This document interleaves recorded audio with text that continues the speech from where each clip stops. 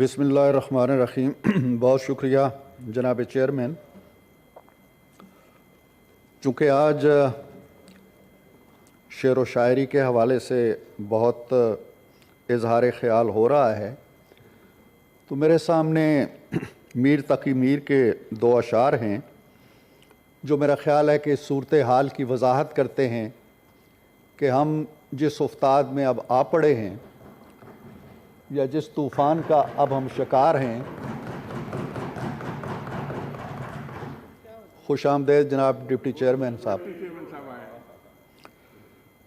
تو میر نے کہا تھا کہ ناحق ہم مجبوروں پر یہ تہمت ہے مختاری کی، چاہتے ہیں سو آپ کرے ہیں ہم کو ابس بدنام کیا، یہاں کے سپید و سیاہ میں ہم کو دخل جو ہے سو اتنا ہے، رات کو رو رو صبح کیا اور دن کو جوں تو شام کیا۔ معاملات سر یہ ہیں کہ کل جو واقعہ ہوا یہ پہلا واقعہ نہیں ہے، اسی طرح خون میں لت پت واقعات ماضی میں ہوتے رہے ہیں، اللہ کرے آئندہ نہ ہوں،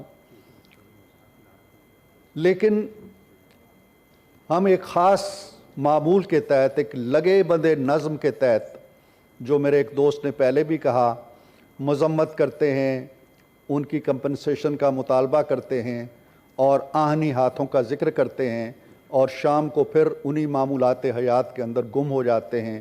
ہمیں کچھ پتہ نہیں ہوتا کہ جو شہید ہو گئے ان کے گھروں کا کیا حال ہے، ان کی بیٹیاں کس حال میں ہیں، ان کے بچے کس حال میں ہیں، ان کی مائیں کس حال میں ہیں، یہ ہمارا درد سر نہیں رہتا۔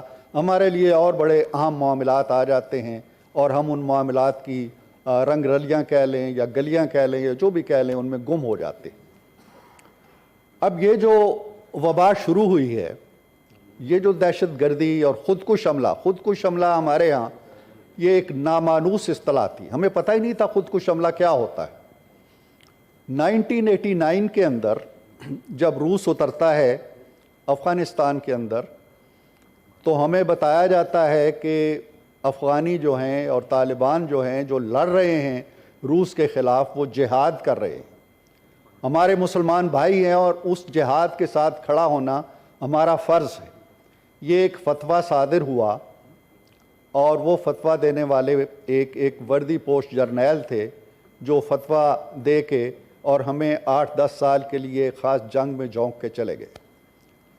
2001 میں ایک نیا فتویٰ جاری ہوا کہ طالبان ہمارے بھائی نہیں ہیں، طالبان ہمارے دشمن ہیں، افغان ہمارے دشمن ہیں اور امریکہ ہمارا دوست ہے، ہم امریکہ کے ساتھ مل کے لڑیں گے۔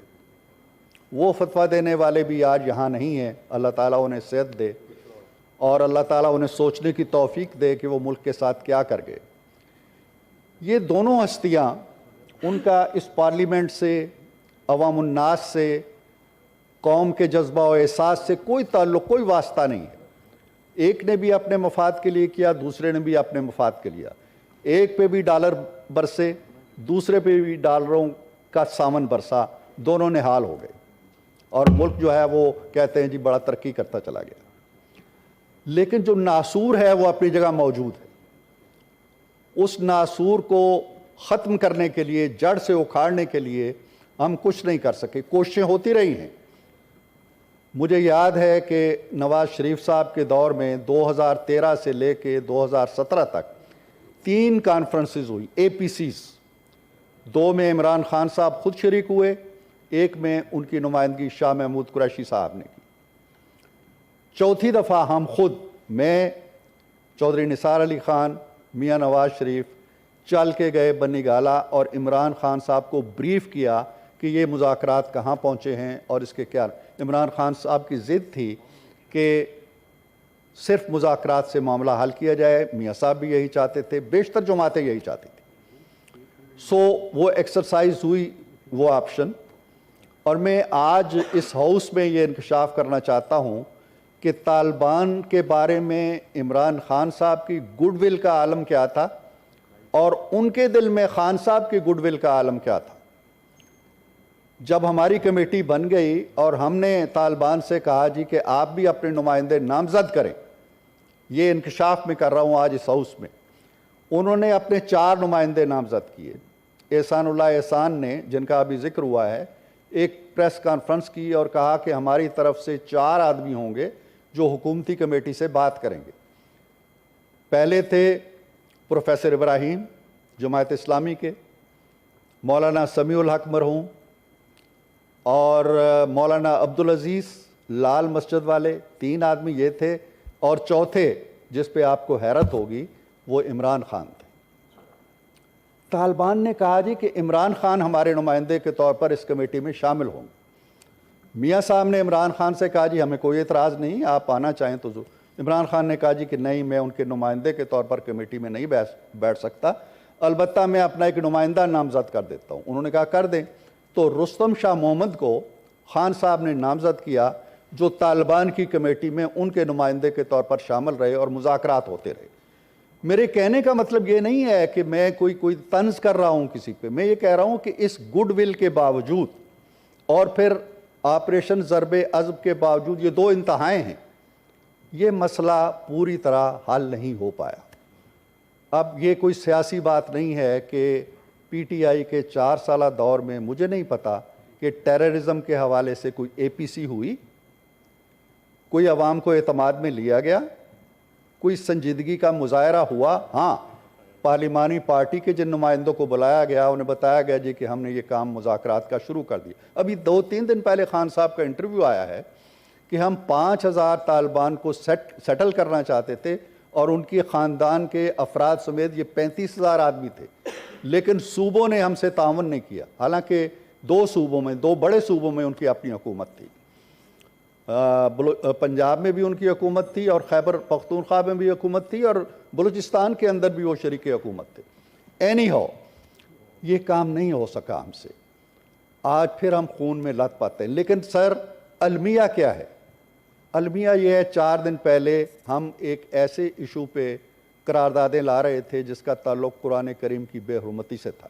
وہ ہماری خارجہ پالیسی کی ناکامی تھی یا جو بھی تھا. آج ہم ایک اور ایشو پہ آنسو بہا رہے ہیں. لیکن بنیاد کیا ہے؟ بنیاد یہ ہے کہ ہم کمزور ہیں، ہم غریب ہو گئے ہیں، ہم کلاش ہو چکے ہیں.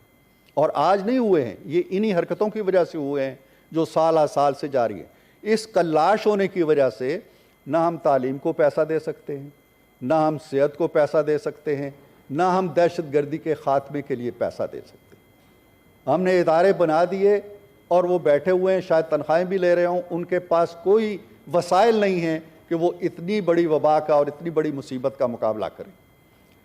میں آخر میں یہ عرض کرنا چاہتا ہوں کہ ہمیں لوگوں کے مسائل اکٹھا نہیں کر پا رہے، لوگوں کی بھوک ہمیں اکٹھا نہیں کر پا رہی، لوگوں کا افلاس اکٹھا نہیں کر پا رہا، مزدوروں محنت کشوں کے مسائل ہمیں اکٹھا نہیں کر پا رہے، ملک کا میلٹ ڈاؤن، اکانومی کی تباہی ہمیں اکٹھا نہیں کر پا رہی.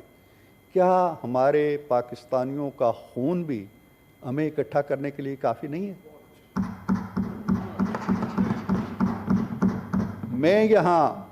میں نہ وزارت میں ہوں، نہ کابینہ کا حصہ ہوں، لیکن میں یہاں یہ پیشکش کرتا ہوں اور میں منوا لوں گا. میاں صاحب کو، بڑے میاں صاحب کو بھی منوا لیں گے، وزیر اعظم کو بھی منوا لیں گے. خان صاحب آج شام، جو وہ ہر روز ایک تقریر کرتے ہیں، آج شام کہہ دیں کہ جی سیاست اپنی جگہ، مخالفت اپنی جگہ، الیکشن اپنی جگہ، اسمبلیاں اپنی جگہ. آج میں ایک ایشو پر حکومت کے ساتھ یا حکومت میرے ساتھ بیٹھے تو میں گفتگو کرنے کے لیے تیار ہوں، میں جا کے انہیں منوا لوں گا. لیکن اگر یہاں بھی نہیں یہ کام ہوتا اور یہاں بھی میں اپنی ڈفلی بجاتا رہتا ہوں، وہ اپنی ڈفلی بجاتے ہیں، میں یہ نہیں کہتا ہوں، وہ کہتے ہیں جی کہ ان کا قصور ہے، میں کہوں گا ان کا قصور ہے. میں مان لیتا ہوں کہ 100% ہمارا قصور ہے، میں مان لیتا ہوں کہ ان کا کوئی قصور نہیں ہے. انہوں نے دہشت گردی کے خاتمے کے لیے بہت جد و جہد کی ہے، قصور ہمارا ہے. لیکن چلیں یہاں سے آگے چلتے ہیں نا. ہمیں قصوروار جان کے، خطا کار جان کے ہم سے بات چیت کر لیں، ہم ان سے بات چیت کر لیتے. اس ایک مسئلے پہ تو مل بیٹھیں. ملک کا جو حال ہو رہا ہے وہ تو ہو رہا ہے، چلیں اس پہ ہم بات نہیں کر سکتے. آخر ہماری آپس میں اتنی دشمنی کیا ہے؟ کیا ہم نے ایک دوسرے کا لینا دینا ہے؟ یہ پاکستان ہے. میں بہت شکر گزار ہوں آپ کا، آپ نے خاصا وقت دیا مجھے، لیکن بڑی دردمندی کے ساتھ میں یہ کہہ رہا ہوں کہ کاش یہ ہمارے بھائیوں کا خون جو ہے اور ہمارے سیکورٹی ایجنسیز کا جو خون ہے، ہمارے پولیس کے اہلکاروں کا خون ہے، ہمارے فوج کے اہلکاروں کا خون ہے، کیا اس خون سے بھی ہمیں کوئی ہمدردی نہیں ہے؟ کیا اس خون سے بھی زیادہ پیاری ہے ہمیں اپنی سیاست؟